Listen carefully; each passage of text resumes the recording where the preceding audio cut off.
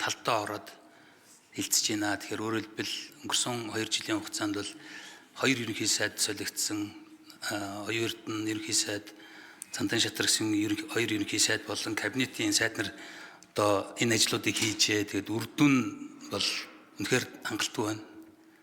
2 жилийн хугацаанд 62 их 80 төгрөг зарсан байна.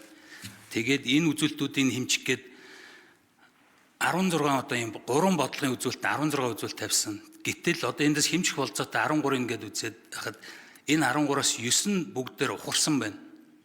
Өөрөөр хэлбэл 30% үзүүлэлттэй. Тэгээ одоо яг ам ажил хоёр нь алд дэрэм зөрүүтэй байдгийн жишээ нь яг ерөнхий сайд болохтой ч юм уу сайд болохтой гоё юм ярьдаг. Үр дүнд ерөөсөө суурилдаггүй, гарч ирэнгуутаа шиний юм ярьдаг, зохиодог. Ерөөсөө энэ буцаагаад яг энэ дээр ч бол юу хийхийг бичсэн байгаа байхгүй засгийн газрын үйл ажиллагааны хөтөлбөр дээр. Тэр үр дүн чиглээгүй ийм дүр зургууд харагдаж байна. Энэ 3 бодлогын одоо жишээг авч үзье. Бүгдээрээ дордсон. Хүний хөгжлийн бодлого гэж. Энэ хүний хөгжлийн бодлого дээр дундаж наслалтыг 1 насаар багасгасан байна. 72.7-оос 71.7 бол бууруулсан байна. Тоо удлаа хэлдэггүй гэдэг. Нялхсан эндэгдэл 1000 төрөлтөд 12.3 байсныг 9 болгоно гэж зорилт тавьсан. Зорилт нь одоо дүүрч ядаж байгаа тэр суур төвшнгөөсөө дээрдүүлэхгүй маяг тэр төвшөнд нь хадгалж болдог. Болохоор тэгтэл их мөнгө зарсан мөртлөө 62 их 80 төгрөгийг зарсан мөртлөө нялхсан эндэгдэл одоо ингээд 13.7 болцсон байна, нэмэгдсэн байна. Тэгэхээр энэ хүний хөгжлийн үзүүлэлтийн нэг дагаад унж ийн боловсролын хүртээмж хүлээгч буй суралцах жилийн тоо 14.5 байсныг 13.6 болсон байна. Нийслэлийн түгжрэл утаатай холбоотой асуудал нийт төлөвлөсөн ажлынхаа 30% хийсэн мөртлөө үр дүн 0. Түгжрэл оргил ачааллын үед замын хөдөлгөөний дундаж хурд 12 байсныг 16 болно гэж зорьсон. За зорилт төвшөнд дүүрч энийг 11 болгож бууруулсан байна. Бизнесийн эрхлэг таатай орчныг бүрдүүлнэ, эдийн засгт хувийн хөгжлийн оролцоог нэмэгдүүлнэ гэдэг эдийн засгийн бодлогын залт өөрийн ухарсан байна.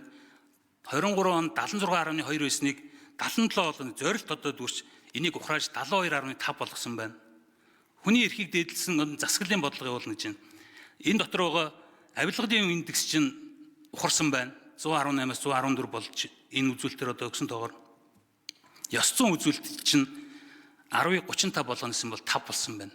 Тэгээ одоо энэ ямар бид нэр энэ улсыг хөгжүүлэх гэж байгаа одоо хүмүүс юм уу? Энэ сайд дарга нар чинь, ерөнхий сайд нар, энэ сайд нар чинь, энэ танхимч чинь одоо яг аль улсын төлөө юуны төлөө ажиллаад идэв? Энэ хөгжлийн бодлого хүний төлөө, хүний бодлого чинь, эдийн засгийн бодлого чинь, засаглалын бодлого чинь бүгд ухарсан байна шүү дээ. Тэгээд нэг л их гоё юм ярьсан хүмүүс байж байгаа үр дүн ерөөсөө энэ угсарсан машин чинь урагшаа явдаг биш, хойшоо ухардаг.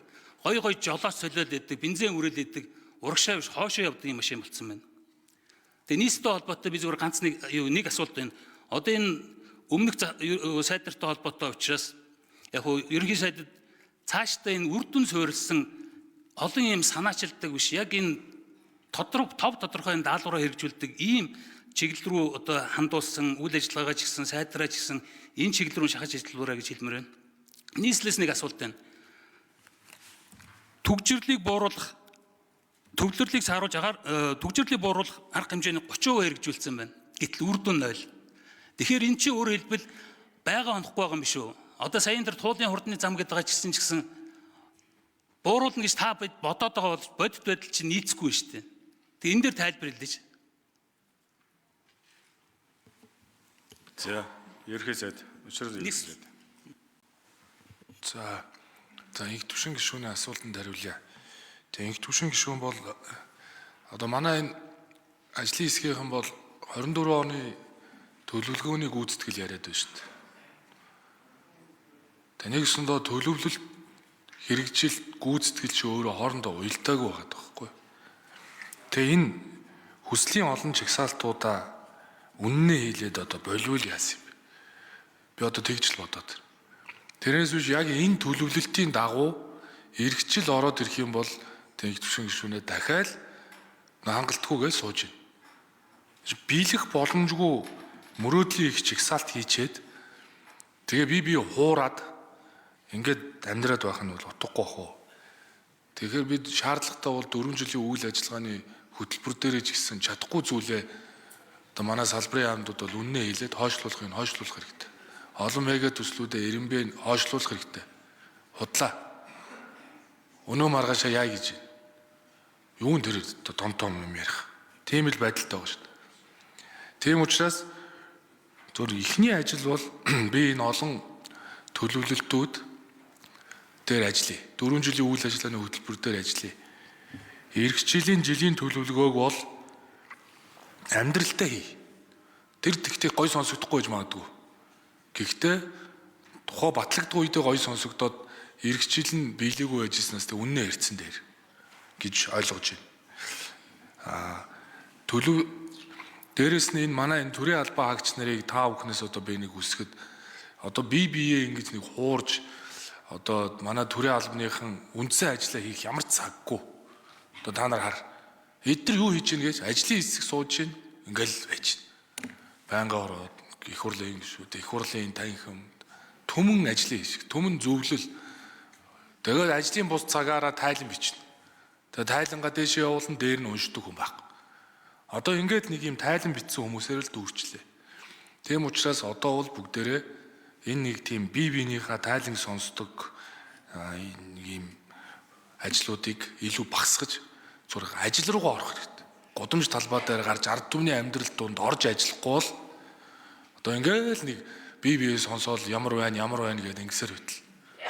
Тэгээ тийм учраас их хурлын гишүүд тэр засгийн газрын гишүүд тэр дашбордон дээр бүх тайлан мэдээл одоо тэр real time-аар бараа бүтээгдэхүүний өөний өсөд бүх зүйлийг харж байгаа.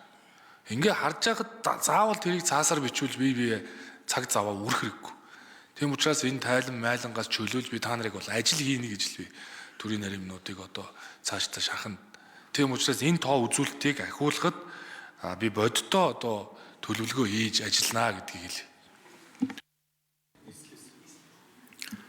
За, нийслэл. Нийслэл юм байна уу?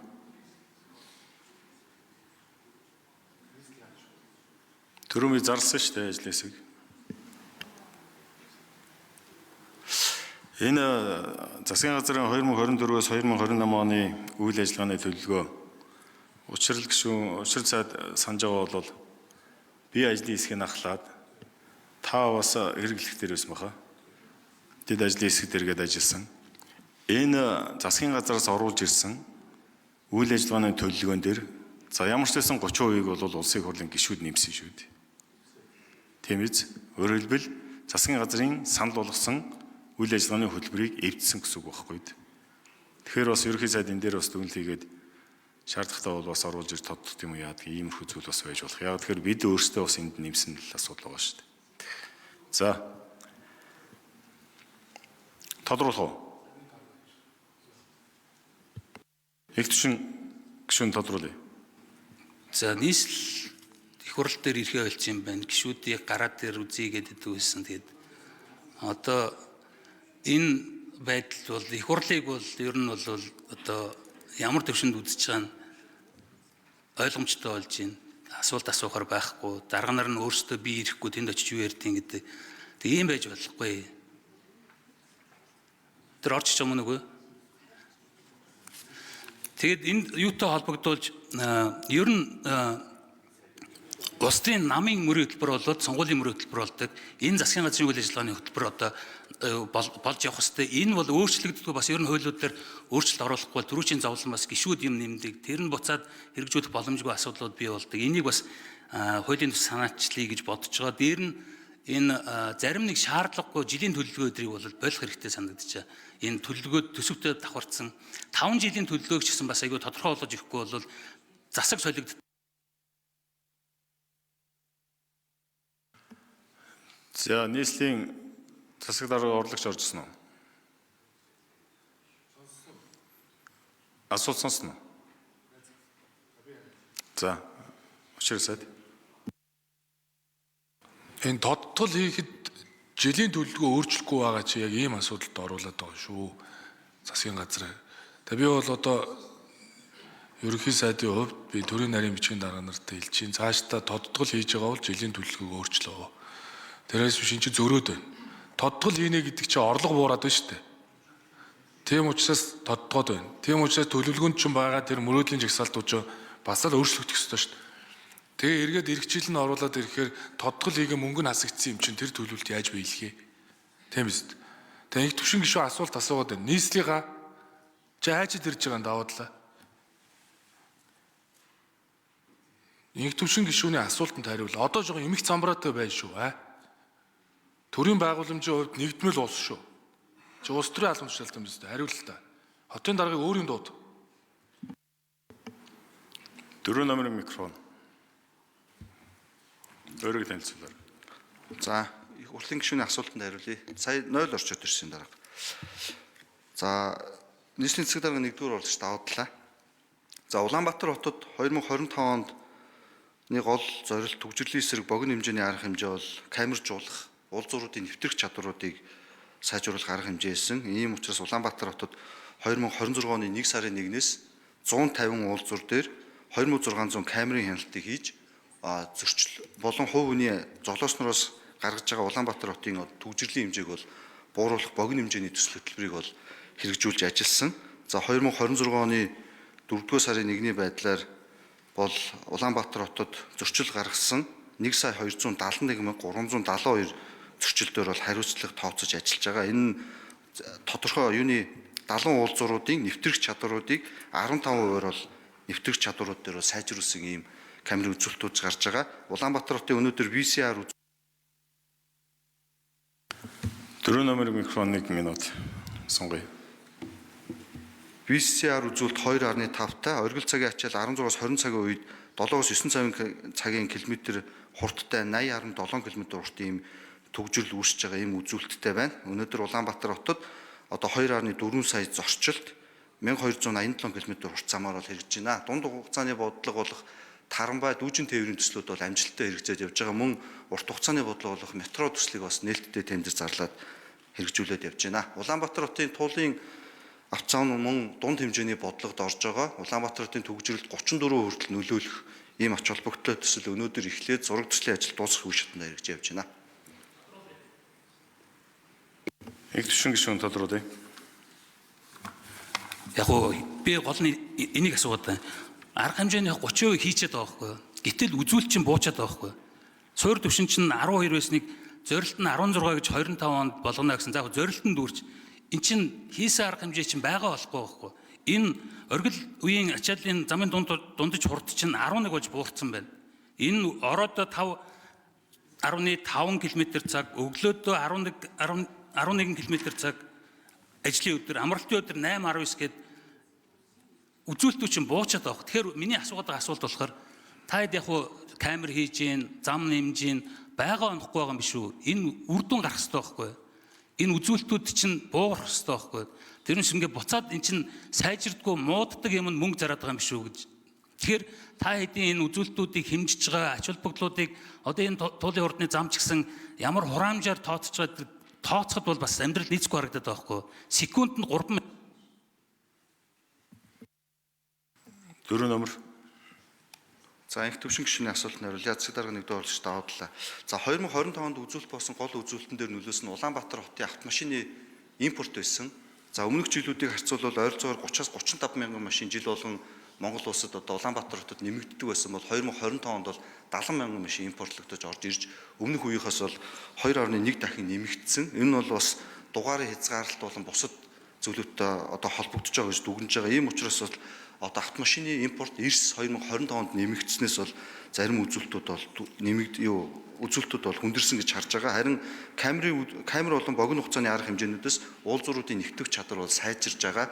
Буюу замын хэмжээ машинтай харьцуулахад VCR хэмжээ бол 2.50 дээр гээд машинтайгаа замаа харьцуулахад бол үзүүлэлтүүд бол сайжирж байгаа гэж харагдаж байна.